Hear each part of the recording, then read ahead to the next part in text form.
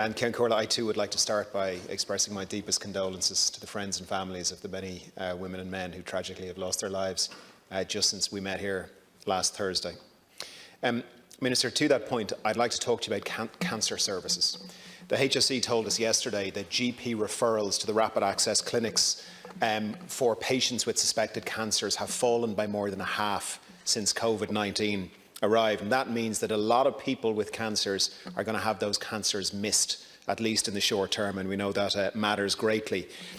The HSE have said that far less people are going to their GPs with their suspected concerns. They've said some people may not be aware that the full GP services are open, and we all know that other people simply are afraid to go out still. They're very cautious about catching this awful virus. Minister, the UK study, which I'm sure you're aware of in the last few days, shows that they have an even bigger fall in access from GPs to their rapid access clinics. But worryingly, it also predicts that in England alone, they could see a 20% increase in cancer deaths just in the next 12 months because of this lower number of referrals. So, Minister, if that were to happen here, please God it won't, but if that were to happen here, we'd be looking at around an extra 2,000 deaths from cancer in the next 12 months alone. So in short, if we don't fix this and if we don't get these referral rates back up, we could end up with a situation where more additional people have died from cancer than actually died from COVID-19. On top of this, as you know, the screening services have been suspended for reasons that we all understand. And on top of this, the oncologists are saying that a lot of the services they use, diagnostics, operating theatres, while available, are much slower to access than they normally would be. So my three questions, Minister, are as follows. Isn't it now time to reopen the screening services and to get the diagnostics and identification going again? Isn't it time, would you agree, that we should launch a major national campaign, a public education campaign, with the same level of focus and professionalism that has been done with COVID-19 to get people back to their GPs if they have concerns? And finally, can I ask, what can be done to address the very serious blockages that are still in the system for oncologists as they try and get their patients diagnosed and treated as quickly as possible? Thank you. Minister. What is a massively important issue. I mean, you're right, it's entirely possible that this country, and indeed many others, come through the COVID pandemic, absolutely with tragedy and pain and hurt. Of that there's no doubt, but actually that we could see more people pass away or get very sick from other illnesses and secondary morbidity and secondary mortality, and we need to work collectively against that. And as a result of the huge efforts of the Irish people, we haven't seen, thankfully, our hospitals, as of now, overwhelmed in the way they could have been. We haven't seen, as of now, our ICUs overwhelmed in the way that they could have been. That doesn't take away from the personal tragedies. And we also, as you know and have been engaging with me on, we also have some capacity now in private hospitals as well. So we absolutely need to now have non-COVID care running alongside COVID care. And at the National Public Health Emergency Team meeting on Tuesday of this week, they lifted, let's say, the largely blanket ban on many procedures. And I'm not talking just about cancer, but non-COVID care procedures, and have now changed that to the basis of a clinical and operational assessment.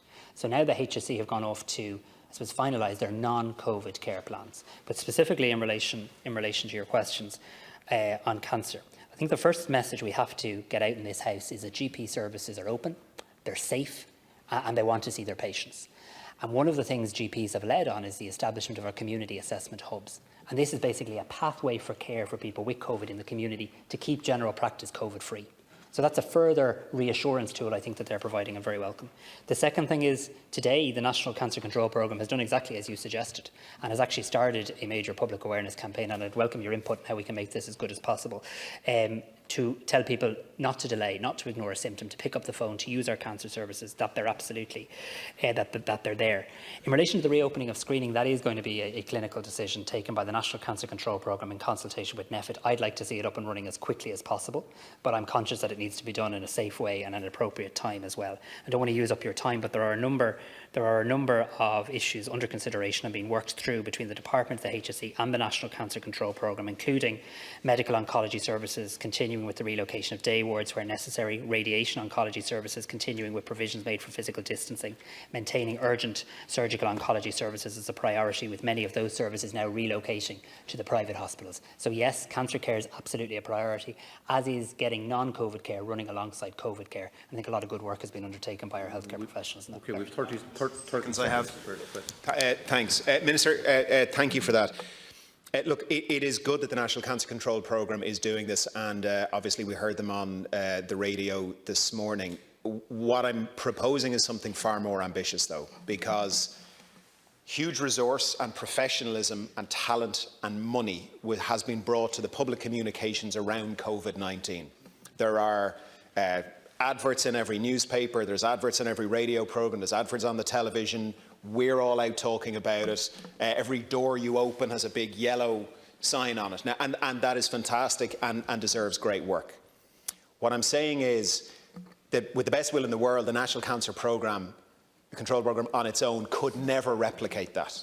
And if what we're looking at is potentially more people dying of an additional cancer rate than potentially die from COVID, can we deploy the full resources of government as have been deployed for COVID-19 to this? Thank you. Just Deputy Donnelly, just to conclude our conversation in relation to cancer care, and in fairness, I know you said this also, but it need not be the way, it need not go the way that it potentially will go in other countries, because of the efforts that the people have put in this country and the leadership that our healthcare professionals have shown. We now have an opportunity to really ramp up our non-COVID care plans alongside our COVID care plans. And I want to assure you of my department and the HSE's real appetite for doing that. So I don't want our public to be unnecessarily concerned. The health service is open. The health service has capacity available, not something a health minister is usually able to say, spare capacity in our health service. Our GPs urging people to call them, community assessment hubs in place. Irish Cancer Society, Cancer Care West and others have all come together to really ramp up their services and their supports. I want to acknowledge and thank that. And a major advertising campaign will start next week. But I very much hear the Deputy. It needs to be a significant and very visible one. And I give my word to you on that, that we will ensure that is the case. And I'll revert back to you in relation to what that might look like. Deputy